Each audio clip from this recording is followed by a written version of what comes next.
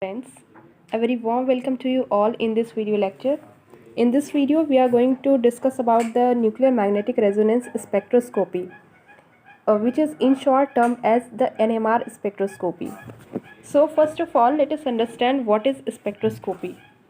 As you know, spectroscopy is the study of interaction between two things. First thing is the electromagnetic radiation, second thing is the matter. So, in case of NMR spectroscopy, what type of electromagnetic radiation is used? Because there are different type of electromagnetic radiation, which are namely the radio wave, microwave, UV light, X-ray, visible light, and so on. So, out of all those, one specific type of electromagnetic radiation is used for performing the NMR spectroscopy.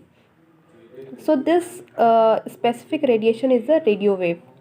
Now, for a spectroscopy, you need a second thing, which is the matter. So, what is the matter here? Here, the matter is our sample, which we have to analyze.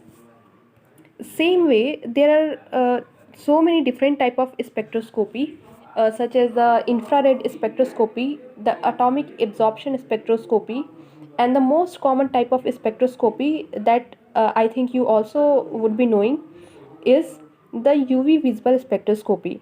So all these spectroscopic techniques, the thing that differs is the type of electromagnetic radiation used, as well as the type of sample that we want to analyze.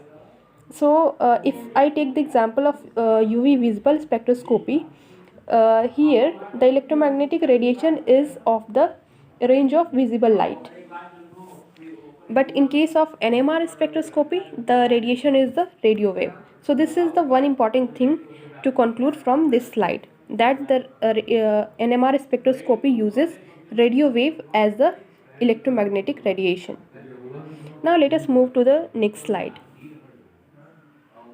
So here I have written the requirements for the NMR spectroscopy. What all the things are required for NMR to perform. So first thing is NMR active nuclei is required. Second thing is magnetic field is required. Third thing is radiation source. Fourth thing is the frequency detector. Fifth thing is the analyzer. So let us see all these one by one to understand the NMR spectroscopy. First and very important thing to understand is the NMR active nuclei. What is the NMR active nuclei? In any atom, we see that there are three major subatomic particles, the electron, the proton, and the neutron. But for the purpose of NMR spectroscopy, we have to focus inside the nucleus only, because NMR stands for nuclear magnetic resonance. Nuclear means related to the nucleus. So let us focus on what is there inside the nucleus. So inside the nucleus there is proton and neutron, means we have to ignore the electron out, which is lying outside of the nucleus. When we are studying NMR, let us focus inside the nucleus only. Inside the nucleus, proton and neutrons are there. So in the proton and neutron, there is a spin energy, means the protons spin around their own axis and the neutron spin around their own axis. Now you know that in some of the atoms, the number of protons and number of neutrons are equal. For example, in carbon 12 atom, there are 6 protons and 6 neutrons. So each of these 6 protons will be having their own spin around their axis.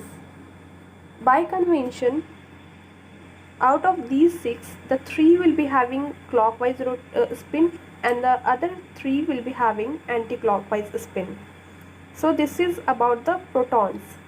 Now when 3 of them are having anti-clockwise and 3 are having clockwise spin, therefore they have the tendency to pair up with one another, means one of the clockwise proton will pair up with one of the anti-clockwise proton inside the nucleus.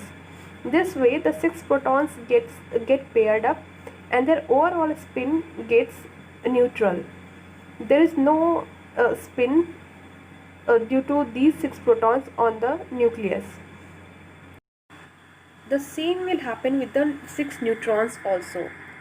So overall we can see that there is even number of proton and even number of neutrons.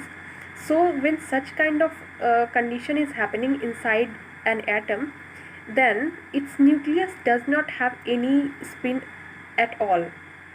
The overall spin on the nucleus is 0, because all the neutrons pair up together as they are in even number, and all the protons also pair up because they are in the even number.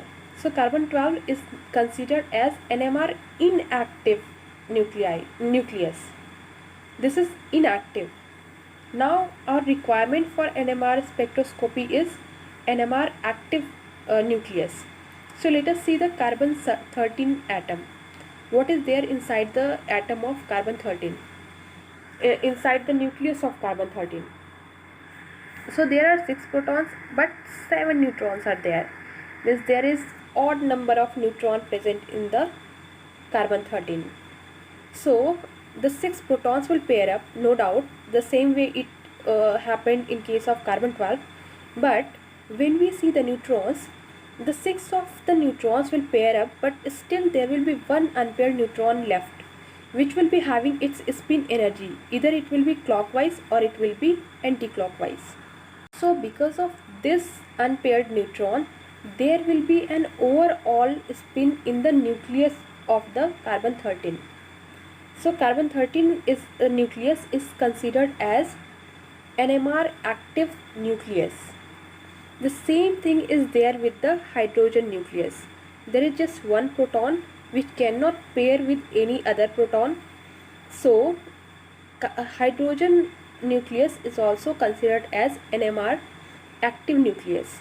Therefore, the NMR spectroscopy uses these two atoms to analyze the sample. Either carbon 13 is used, or hydrogen atom is used.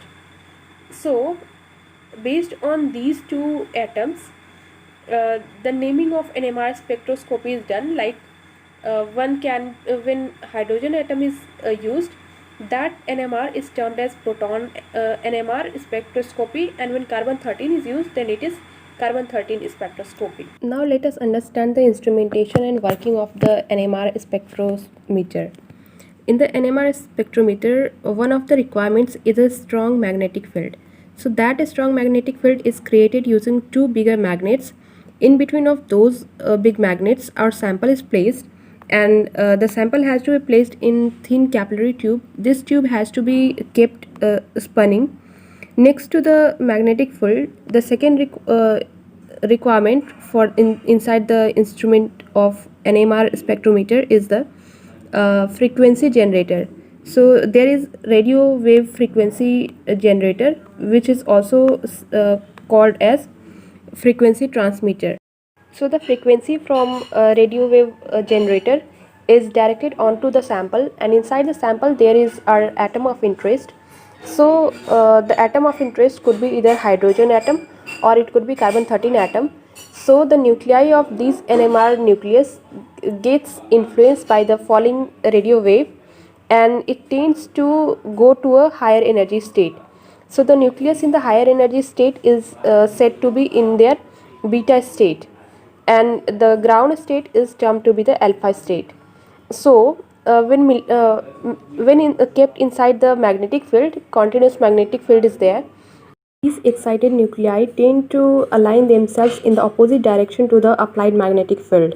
Now after some time, the nucleus in its beta state tries to come back into its ground state, which is alpha state, and in order to come into the ground state, it emits the absorbed radio wave frequency.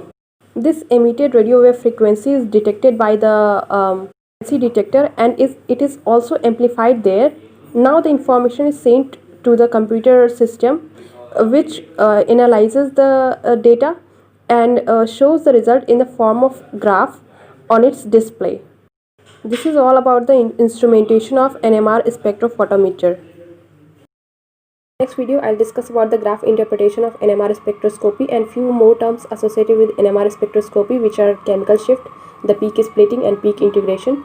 And also, I'll try to discuss few of the questions asked in CSIR GRF exams or DBT GRF from the NMR spectroscopy. So, thank you so much for watching.